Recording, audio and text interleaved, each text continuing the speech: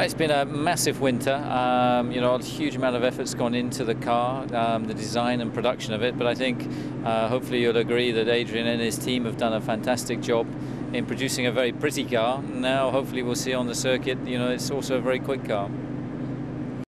It's a completely different concept of car. It's the biggest regulation change in probably 20 years. So every team has been faced with the same challenge. Totally new aerodynamics, slick tires, the new KERS kinematic energy recovery system that's been introduced for this year also. So some massive changes, and each team has taken a very different approach to their interpretation of the regulations. No, the new regulation changes, they're very interesting. The aerodynamic stuff should make the cars easier to follow. But I think that the KERS is the biggest technical challenge. We'll see whether the aerodynamics make the cars easier to overtake. I think the circuits will still be a big influence over that. But hopefully, theoretically, the drivers should be able to follow closer to the car ahead of them. So you'll get more overtaking opportunities. The front wings are very wide, so I think you're going to see plenty of those go missing this year.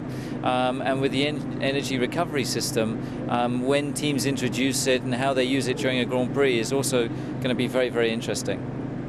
I think that now with a big regulation change like this, the risk is that one team gets it right and dominates everything, and that you get a bigger spread over the field. But hopefully we'll see some great racing this year. I think all the teams so far have come up with some really interesting designs, and Red Bull Racing are determined to be somewhere near the front.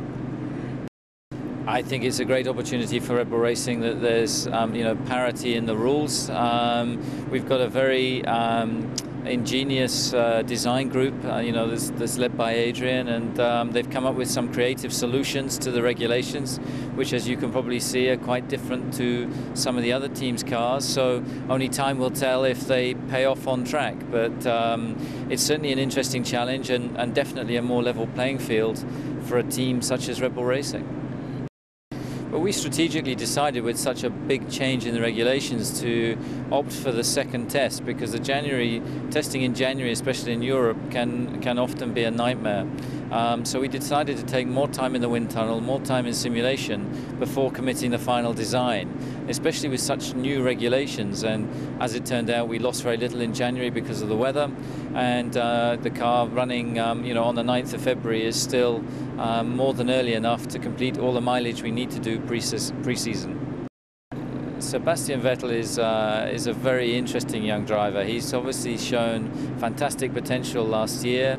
He's the first really successful product of the Red Bull Junior program, so he's been known to Red Bull for many years now. And most of all, the thing that's most endearing about him is his humor. He's a very funny guy. Remarkably, he understands British humor and is often quoting different characters, and is using Cockney slang even on occasion. So, but behind that is a very determined young man who's very serious about his racing, and has a great future ahead of him.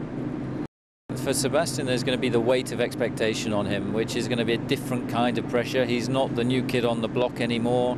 There's going to be people expecting him to repeat Monza performances this year, and so it's a different stage of his career. But hopefully, we can provide him with the platform to really move to the next level now and be a regular front runner.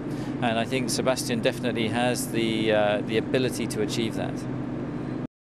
I think it's a great mixture. I think Mark Webber, he's one of the more experienced drivers on the grid now. He's definitely one of the fastest, particularly in qualifying. So many times we're surprised by a lap that he manages to pull out. But I think, with Sebastian, he's got a different challenge this year, which he's going to have his hands full. But I think Sebastian also, is going to have quite a challenge from Mark. So for the net result for the team is fantastic, because we've got two very competitive, very hungry drivers that will push each other very hard. I think the team today is unrecognizable from where it started, just over 4 years ago now. And I think that the infrastructure that's in place now, the tools at the facility back in Milton Keynes, are very much world class. And I think most importantly of all, we have the right people in the key positions.